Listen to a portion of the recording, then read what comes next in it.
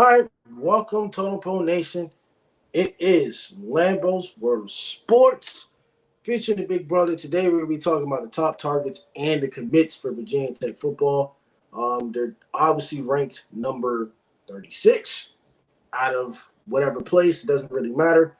0 5-star recruits, 4 4-star recruits, and 13 3-star recruits.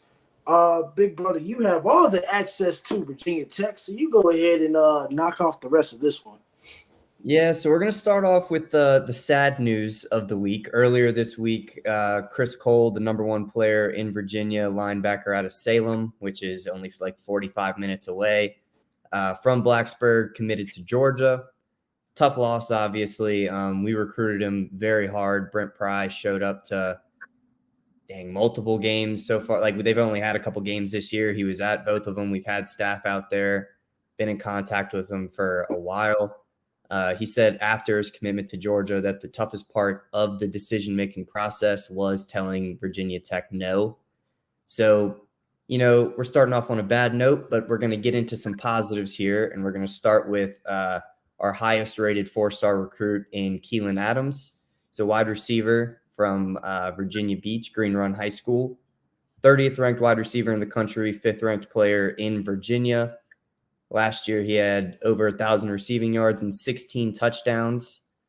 Great addition to the wide receiver room that is already pretty deep, but his talent is going to force him to immediately be in a role where he's going to see playing time his freshman year.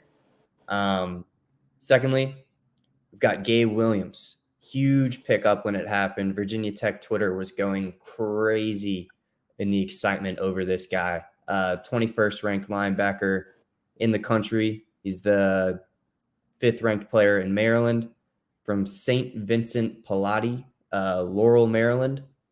Crazy fast off the edge. If he wants to be, he can fill the gaps. He runs track as well, like just an overall athlete. It was a huge pickup. Everyone here was excited. And he quickly turned into one of our top recruiters. If you go to his Twitter page, he's recruiting guys just as much as some of our staff members, man. He's going crazy on Twitter, and you love to see it. He's already got so much school spirit. And that's all you really want from a top guy like that. The third 4-star I'm going to go over here is athlete Marcellus Barnes Jr. from Chattanooga, Tennessee, McCallie High School. He was recently bumped up to a 4-star. He's rated as the 35th ranked cornerback in the country, 10th ranked player in Tennessee. And those were bumped up from 46th and 17th, respectively. It's pretty clear that he's going to come in as a corner, or at least a DB as a whole. I don't know where, he's going to go, whether it's corner or safety. But he was recruited by Derek Jones, and that's our cornerback coach. So it's pretty easy to tell that that's where his role is going to be, because he is an explosive wide receiver as well. But cornerback seems to be where he's going to go. Getting to a broader outlook, we've got 6 of the top 25 players in Virginia.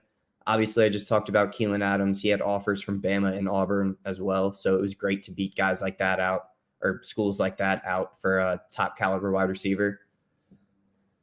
As we've talked about in the first couple weeks, recapping Virginia Tech games, we cannot stop the run, whether it's up the gut or on the outside. So we've got 2 high-level 3-stars. Like, by the end of the year, I wouldn't be surprised if they were bumped up to 4 stars. Edge rushers in Gerard Johnson.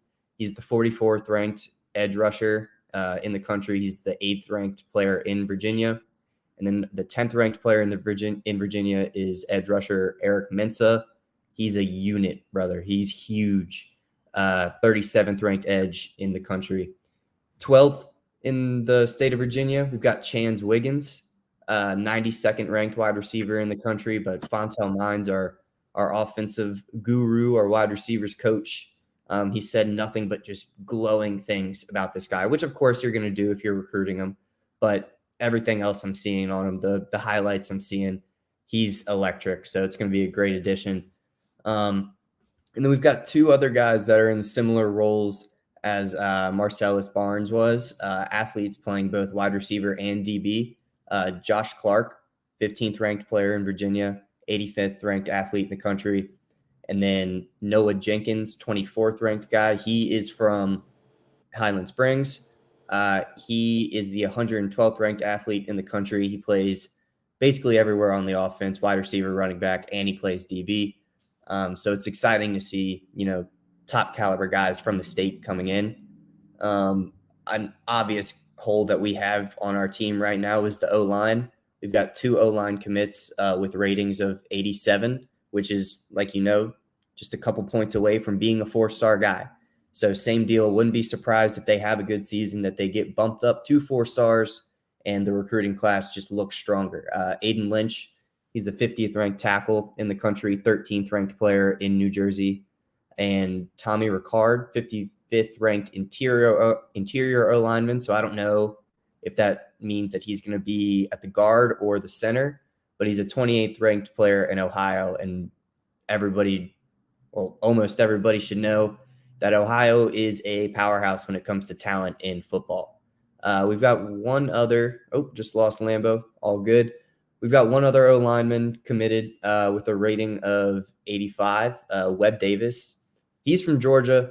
I'll get into it later going over the other schools, but Georgia is so deep in talent. So he is the 162nd ranked player in Georgia. So it's not great to look at it from that standpoint, but he's got a rating of 85. He's going to end the year on a good note. Hopefully he could get bumped up to about an 87 where our other O-linemen are. He's the 123rd ranked tackle in the country. That's the wrap up of Virginia Tech. Like Lambo said, we're the 36th ranked recruiting class.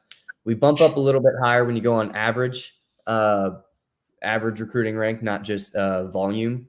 But, I talked about it on yesterday's show, or maybe the day before. Virginia Tech, we're in a complete rebuild. We're starting from the ground up. We flipped rosters. We're relying a lot on transfers right now.